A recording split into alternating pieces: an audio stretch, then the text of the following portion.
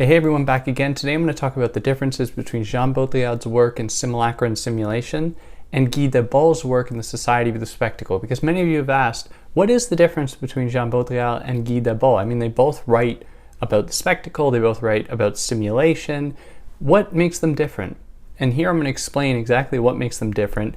Even if these differences are minuscule, they are extremely important in understanding their different projects. Now, before jumping into it, hi, I'm David. I explain philosophical concepts and ideas and ways to make them accessible to you. So if you're new here, like, share, subscribe.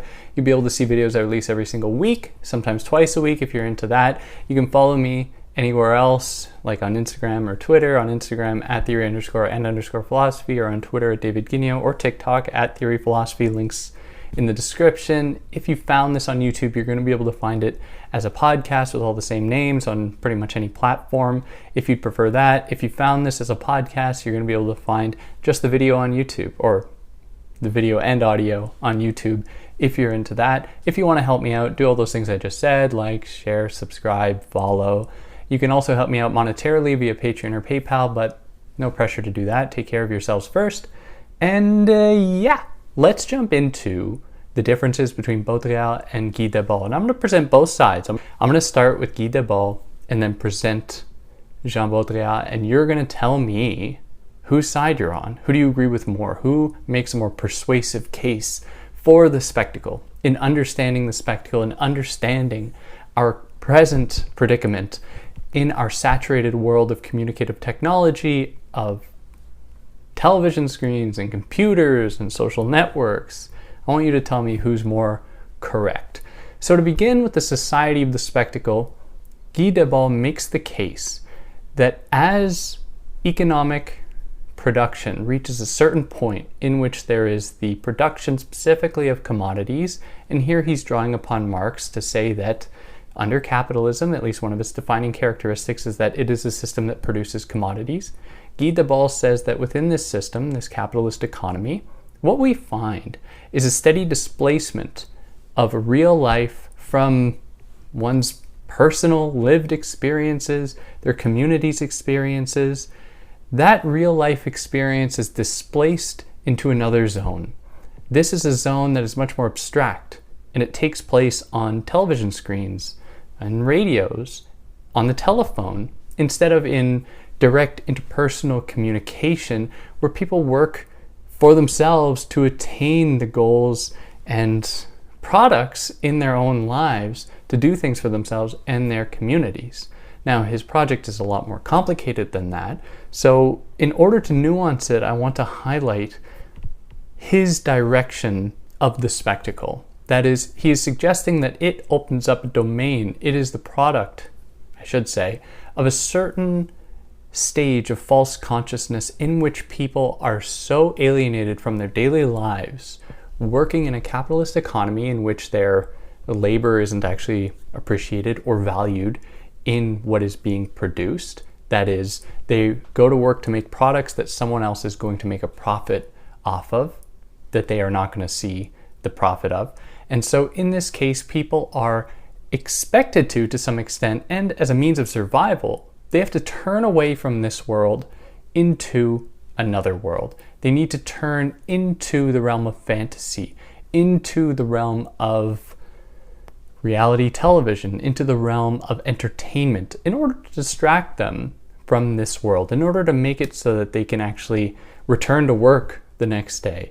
And they get lost in this world. Now, it's really important to note that for Debord, this isn't simply about pointing the finger at televisions or computers or new types of communicative technologies.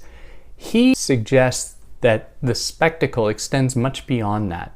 And the spectacle really refers to anything that tries to stand in for something else or for a person or a group of people.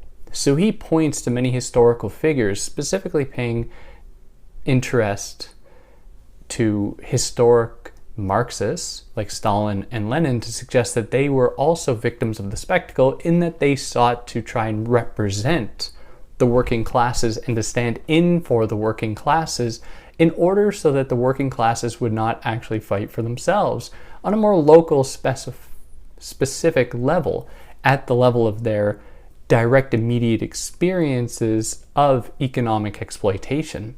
So he suggests then that how we see the spectacle play itself out is well beyond the realm of just televisions and computer screens. It is actually an all-encompassing system that marks a point in which people's struggles are displaced from themselves and are projected onto other people who are going to then stand in for the resolution for those very problems, taking away people's ability to actually fight for themselves, to reclaim their lives, reclaim their own reality, and really reclaim an attachment to reality, to the earth, to people among them in their lives. Now, Jean Baudrillard's work is really similar in a lot of ways, in that he identifies that the simulacrum is a certain phenomenon that emerges at a certain period of time. However, he is not quite so certain that it can be reduced to a specific point of capitalist development or of any kind of economic development.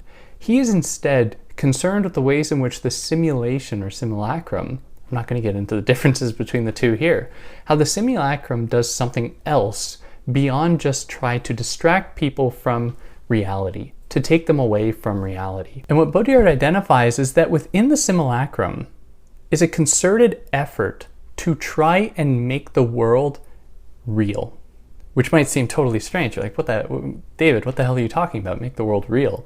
How can that be? I mean, in the world of images, how can things be real?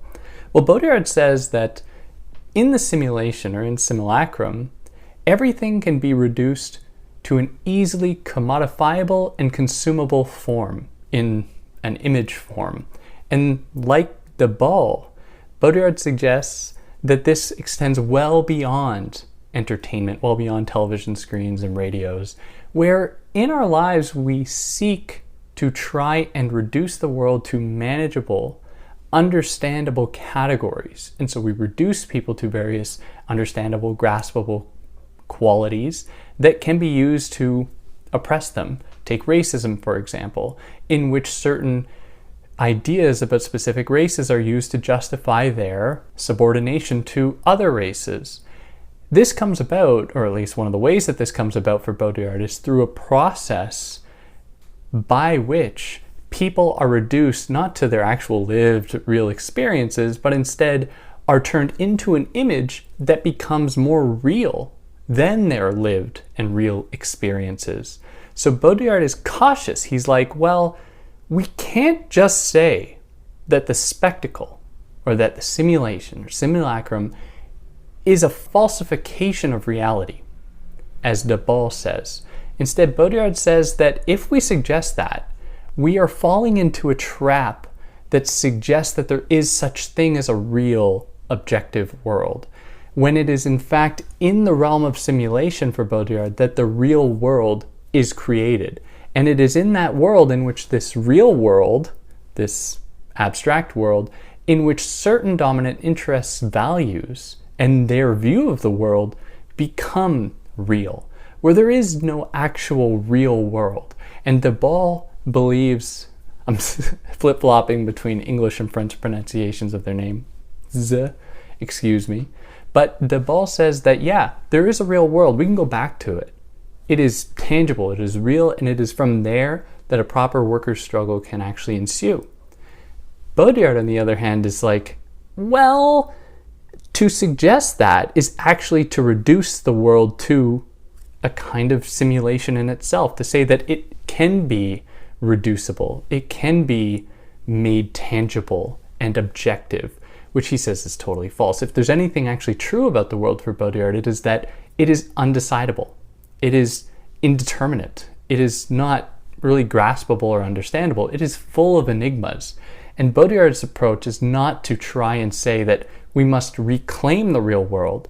Instead, he's saying that we must oppose the real world, because the real world is a product of a situation in which certain practices of scientific rationality, of certain dominant interests being extended, certainly economically, like this is definitely a factor here, certain ideas through globalization and whatnot becoming true in their being adopted and being spread out on a global level. Baudrillard wants to oppose these things by re-injecting some mystery into the world by understanding that the world is not so neat and clean as to just say that the real world is over there. Instead, it is about understanding the world as an enigma and embracing that about humans and human qualities. Now, I want you to let me know, whose side are you on here? Do you think that Guy Debord is a little bit too reductive? Maybe he's a little naive in thinking that there's this real world? Or do you think that Baudrillard is actually distracting from an actual coalitional politics against exploitation in the way that he's obscuring the problem?